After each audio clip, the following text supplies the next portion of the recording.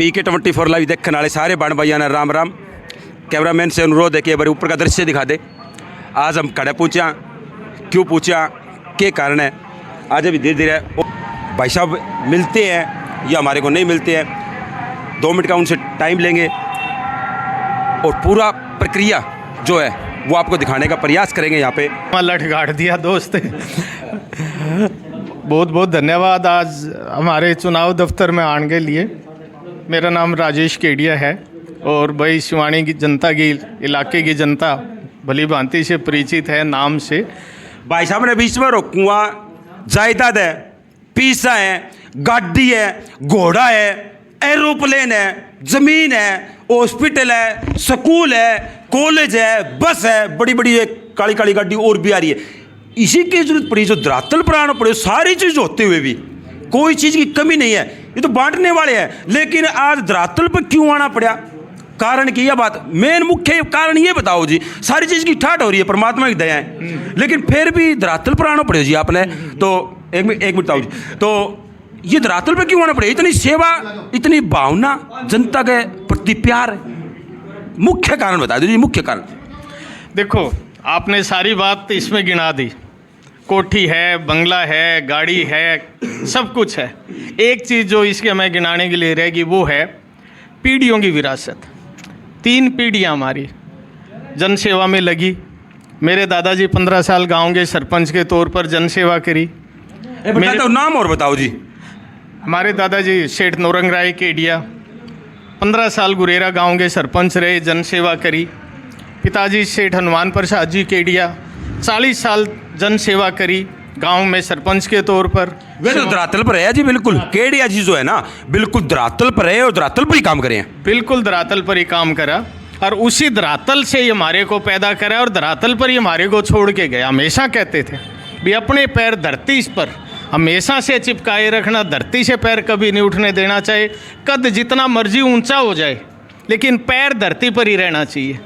Number 2 बात, जन सेवा हमेशा से एक समता का भाव, हर व्यक्ति में समानता का भाव, हर व्यक्ति में परमात्मा को देखना, ये एक सबसे बड़ी बात जो उन्होंने हमारे को बचपन से ही सिखाई और जो हमारी माता जी ने हमारे को घुंटी में पिलाई।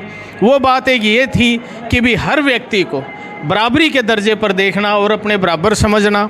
और हमेशा से जन सेवा में हमेशा कहते थे तुम सेवा से पाओगे पार, कि जन सेवा की कभी भी कमी नहीं रखना, गौ सेवा में कभी भी कमी नहीं रखना और हमेशा से मन में सेवा का भाव रखना, हमेशा से मन में दया का भाव रखना।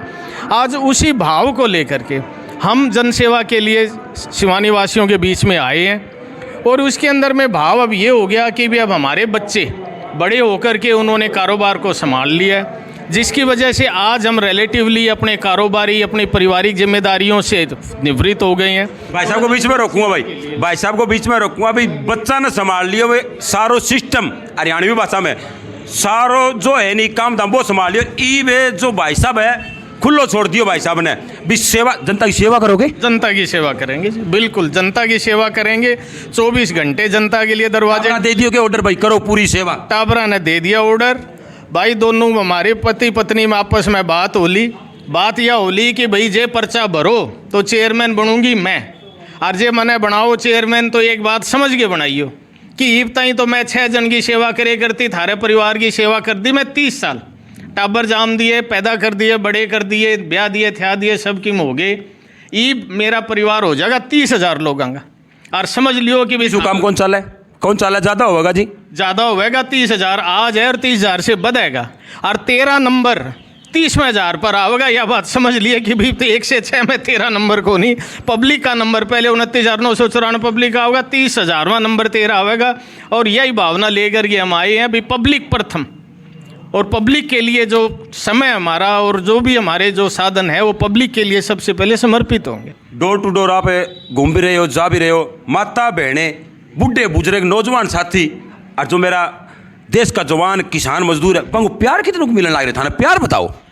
अपार स्नेह मिलने लग रहा है। जिस भी वर्ग में, जिस भी वार्ड में 36 बिरादरी का सभी वर्गों का अपार स्नेह मिलने लग रहा है। और उस स्नेह का कारण है जो एजेंडा लेकर के आज हम उपस्थित हुए, जिसमें बुनियादी सुविधाएं, जन सुविधाएं, महिला सशक्तिकरण, युवा कल्याण, सबसे पहले एक छोटा सा एक चीज़ मैं आपके सामने पेश करूंगा युवाओं के लिए। हमारे विद्यालय, मैंने सारे सरकारी स्कूलों का दौरा किया, सारे वार्डों का दौरा किया, बेसिक जन सुविधाओं की बड़ी कमी है और हमारे विद्यालयों में कहीं खिड़की नहीं है, दरवाजे नहीं है। तोता सा तान दो आगे, तोता सा तान दो आगे, तोता सा तान देंगे। शिवानी को अपने देश का सुंदरतम शहर बनाएंगे। युवाओं के लिए शिक्षा के पर्याप्त साधन, रोजगार के लिए जिनको पूरी सहायता रहेगी, ट्रेनिंग के लिए ई लाइब्रेरी, कोचिंग की व्यवस्था, खेल के ग्राउंड, कोई भी सांस्कृतिक प्रोग्राम करने के लिए कोई एक बड़ा एक स्टेडियम का इनका एक प्रोग्राम जिसमें कोई भी रामलीला होनी है, कोई भी कथा भागवत होनी है, कुछ भी होनी है, एक शहर के अंदर में, जिस शहर में रहने में लोग अपने आप को फ़ख्र महसूस करें, शहर से पलायन रुके, शहर में रहने का लोगों का जी करे और एक शहर लगे जिसकी चर्चा पूरे देश में हो। भिवानी एक शहर है जहाँ पर इतनी अच्छी सुविधाएं उपलब्ध है, ऐसा करने का हमारा भाव है। माता बहनों को कितना प्यार मिले?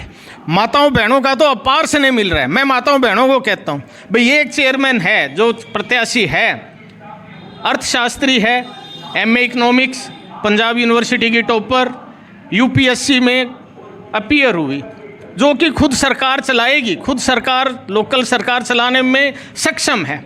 और आपको एक बात बताऊं, इतना ज़्यादा प्यार और स्नेह, एक महिला का दर्द एक महिला ही सबसे अच्छी तरह से समझ सकती है। बहुत बड़ी बात कही भाई साहब ने, बहुत बड़ी बात कही। जो दर्द है ना महिला का, जो दर्द है, घुमा दे भाई, वो मेन बात है भाई। बहुत ही अच्छी बात कही है। महिला का जो प्यार है, महिला का जो समझ सके, दर्द न समझ सके, वो दर्द ही, तो जो दर्द समझ सके वो एक महिला ही समझ सके भाई साहब। दूसरी तरफ वो 10वीं की 12वीं की डिग्री जो 2 महीना पहले खरीद के लाएगी, तो भाई फर्क एक बड़ा साफ है। एक तरफ है एक सक्षम सुशिक्षित महिला, जन सेवा को समर्पित पीढ़ियों की एक लिगेसी है। दूसरी तरफ है जो 2 महीने 3 महीने पहले खरीद के लाई हुई डिग्री को लेकर के, तो वो एक प्रोक्सी कैंडिडेट होएगी। महिलाओं का कोई रोड़ा नहीं, जिसके अंदर में पुरुष ही वही सरकार चलाएंगे। जो सरकार ने महिलाओं के लिए सीट आरक्षित करी है, उस सीट को आरक्षण करने का कोई फ़ायदा ही नहीं।